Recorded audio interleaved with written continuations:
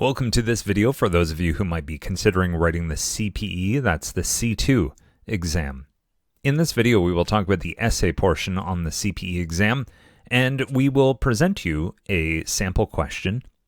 We will present a sample answer, and then we will go through and break down what makes it a strong or not so good answer. And the answer that I will share with you in this video received 5 marks out of 5 in all 4 areas of Cambridge's marking assessment. So you're going to get to see a really high quality answer that you might be shooting for.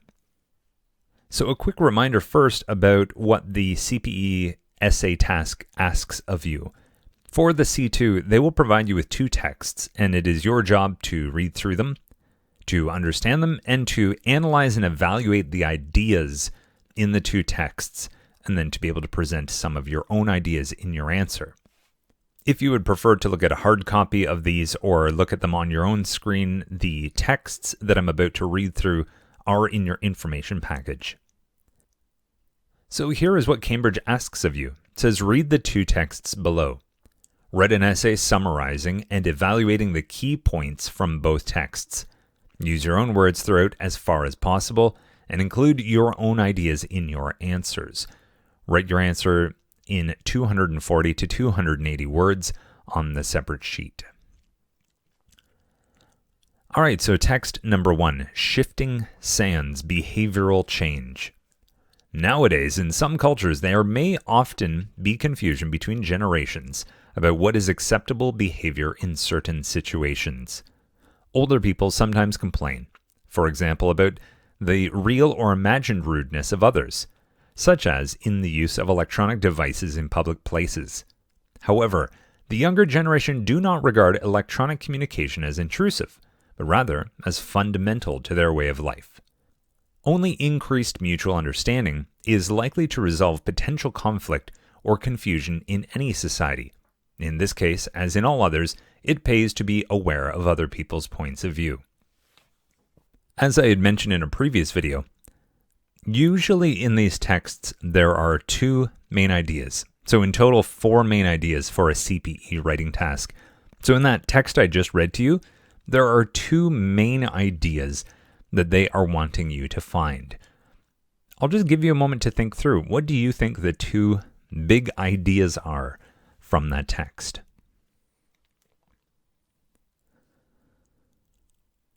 Now let's move on to the second one and see if we can find the 2 big ideas here. The second text is called Follow My Leader, with a question mark. Should we always aim to do what society expects of us? No. What society needs is individuality. Worrying about what other people think inhibits enthusiasm and creativity. Nothing new is ever achieved by conforming to expected social norms. This is not only true for society's innovators. Everybody needs a strong sense of their own worth as an individual. This is essential for psychological well-being and the ability to function effectively in one's personal and professional life. Paying too much attention to society's conventions can be counterproductive in these and other ways. So my first question for you would be, what are the common themes between these 2 texts?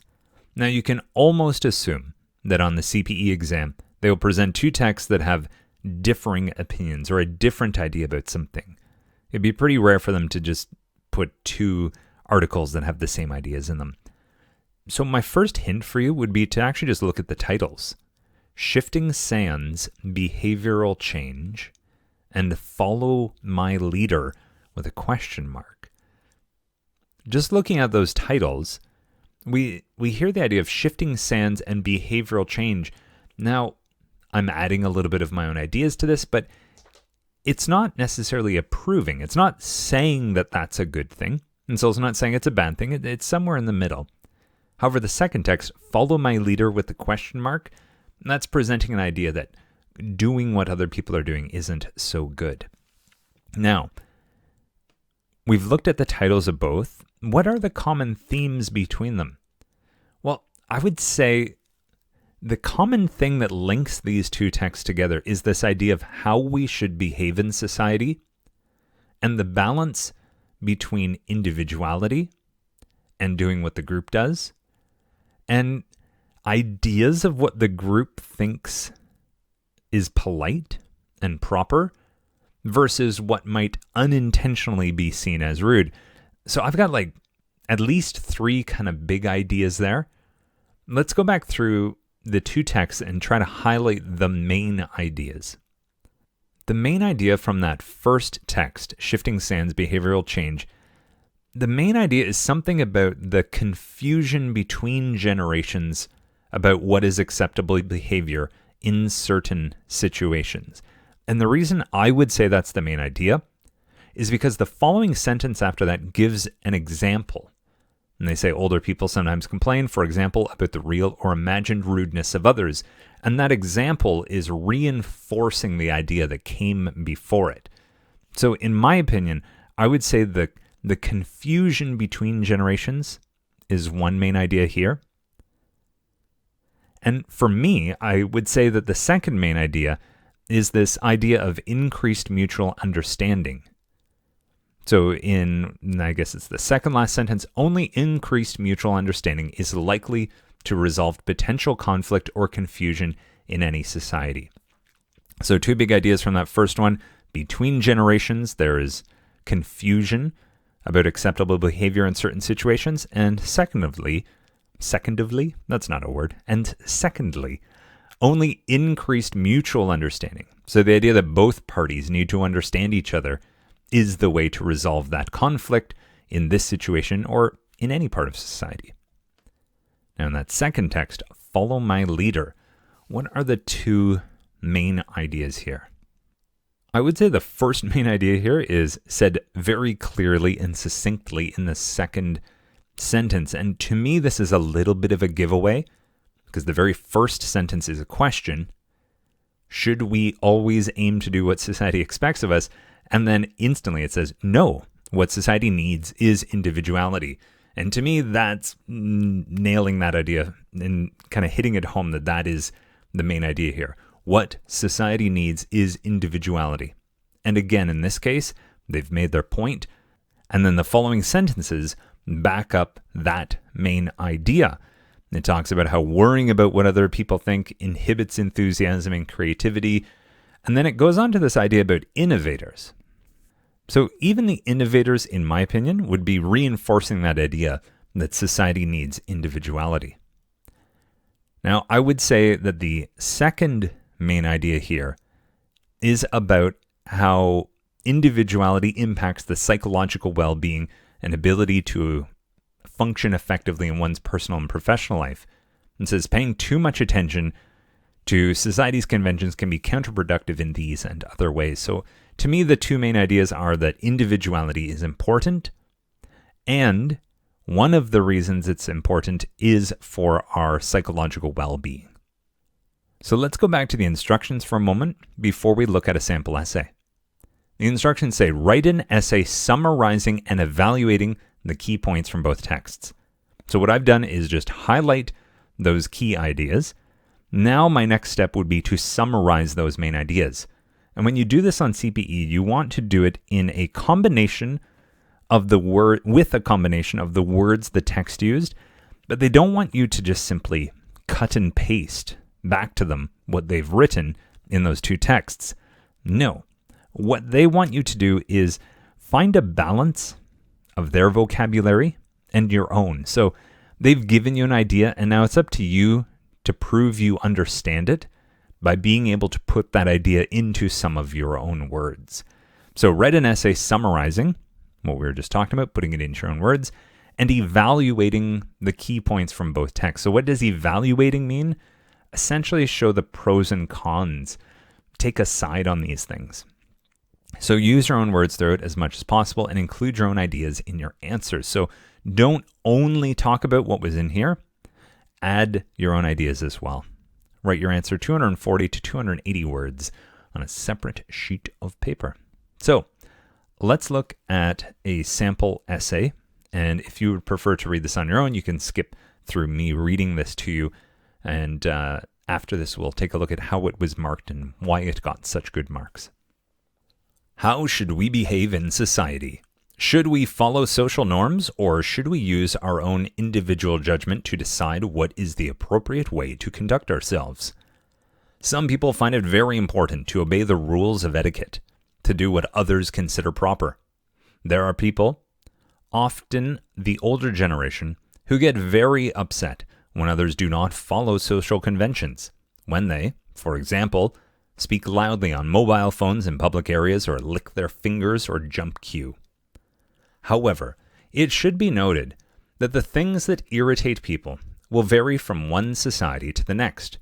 The rules of queue behavior, for instance, are very different in London, Moscow, and Istanbul.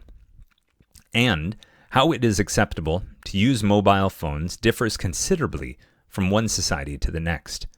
Similarly, it is important to remember that social conventions change over time. It was once considered improper to eat on the street, but now no one pays the slightest attention to someone walking around munching a sandwich or an apple. The key to avoiding conflict, it seems, is imaginative empathy. In general, it is counterproductive to worry too much about what the socially acceptable way to behave might be in any given situation. It can stop you thinking about what is the moral way to behave, as you may become more focused on what is proper rather than on what is right. You can also start suppressing your own important individuality and originality as you become unhealthily anxious about what others might be thinking. The rules that do not and should not change are those regarding behavior that has an effect on others. Dropping litter, for example, or pushing someone out of the way should always be condemned as inappropriate behavior. So what are your initial thoughts hearing that piece of writing? For me, my initial thoughts are, wow, this person has used an incredible variety of vocabulary to summarize the main ideas, and they've also used a great range of punctuation as well. And to me, this, would be the sign of like a native level speaker. I think this is incredibly well done, and I'm using it as an example, not to intimidate you. In case you look at this and you're like, oh, I'm nowhere near that. That's not why I'm sharing this. The reason that I'm sharing this is just to show you a model example of very high caliber writing. So let's look at the 4 areas that your writing in Cambridge is marked. Those being content, communicative achievement, organization, and language. So this essay, according to the Cambridge reviewers, received 5 out of 5 in all 4 categories. So let's see why. So first of all, in content, they're saying that the target reader is fully informed, meaning that the main ideas from the text above were included, and that everything that was mentioned in this is relevant to the task. So good job. Everything that was said connects to the idea of summarizing and evaluating the ideas that were presented in the text.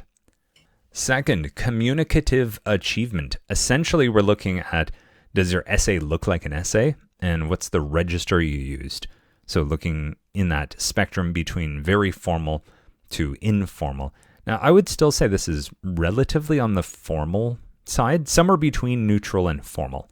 This is not a fully formal essay, but it's probably in that kind of 75% range, moving more towards formal just simply because of the high level of vocabulary that's used in it. So it says that, yeah, of course, this has all the conventions of an essay. You've split the ideas into the separate paragraphs. There's an introduction. Each paragraph lays out an idea that is backed up, and there is a conclusion at the end. So in that sense, yes, it's done that, and also a very effective use of an opening question to engage a reader. So there's a little bit of a hint that questions at the start of an essay might be a good idea. In fact, this one starts with 2 questions. Starts with, how should we behave in society? Very general question. And then gets to a much more specific question, sort of a 1-2 punch. Should we follow social norms, or should we use our own individual judgment to decide what is the appropriate way to conduct ourselves? And what I like about that second question is it's not just an open-ended question. It's giving you that or in the middle. Should we do this or that? That sets up this essay really well, because then You can have one paragraph for one idea and one paragraph for another idea, or to refute both sides of those options throughout your essay. So maybe just keep that idea in your back pocket. A question in your introduction might be a good idea, because in this case, Cambridge is mentioning that they would give you extra marks for that, or give you the highest marks possible. Let's move on to organization now. The text is organized incredibly impressively. It's very coherent, and there's a wide variety of transition words used. However, similarly, the key in general. And again, in a later video, we will talk about some helpful transition words that you can use in your writing. And this essay does a fantastic job of this. It also splits each of the ideas into their own paragraphs, which I started to mention in the communicative achievement. The opening question clearly addresses what is coming, and then also ties in very nicely to that concluding paragraph, because the finish wraps up the question. The rules that do not and should not change are those regarding behavior that has an effect on others. That's the main point, I guess you could say after this essay. Finally, the language, I've already hit on this. A very wide range of vocabulary and some less frequently used words. They've said including less common lexis, which is a fancy way of saying you use some words people don't use every day. Fluency, precision, sophistication, and style.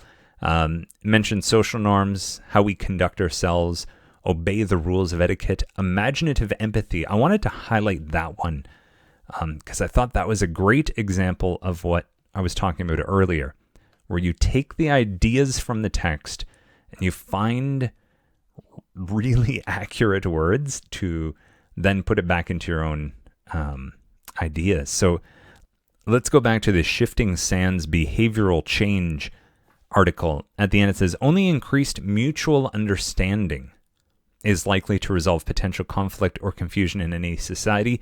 In this case, as in all others, it pays to be aware of other people's point of view. So they've said the same idea twice in the actual article. They say mutual understanding, which means there's a common understanding between people, a mutual understanding. Then they also say it pays to be aware of other people's point of view. Now, this person has masterfully captured both of those ideas by bringing in two words that were not used in the text, but these two words sum up those ideas perfectly. And it says, the key to avoiding conflict, it seems, is imaginative empathy. So I love that because the imaginative captures that part of us needing to be able to imagine or think about someone else's perspective. And then the empathy, hits on that empathetic part of just, are you able to understand how someone else feels, how someone else sees things? So to me, that's like a masterful example of taking ideas from the text and then being able to put them into your own words to summarize those ideas without just repeating and rewriting the exact words that were in the text. And as well, grammar, sophisticated, very well controlled, and a wide variety of punctuation, wide variety of sentence structures as well. So there you have it. We've now looked at a sample question. We've looked at a sample answer, and I hope I've been able to give you some ideas about how this was marked so that you can better wrap your head around that. What I would like you to do now is to actually go back and reread the two other sample essays that I've included in your information package. And the reason I want you to look at these is that these other essays, one of them in particular, is also very well done. It received 5, 4, 4, and 5, whereas the other essay didn't really get very high marks. And I think it's worth seeing like an okay example, a good example, and then a really good example. We've just looked at a really good example in detail. Go back and look at a good example and an okay example now, and I think you'll begin to develop the discernment to understand what kinds of things Cambridge is looking for. I wish you a good day. I hope this has been helpful, and please give me feedback if there are ways that I can address these essays or other writing tasks in ways that help you. Enjoy your day.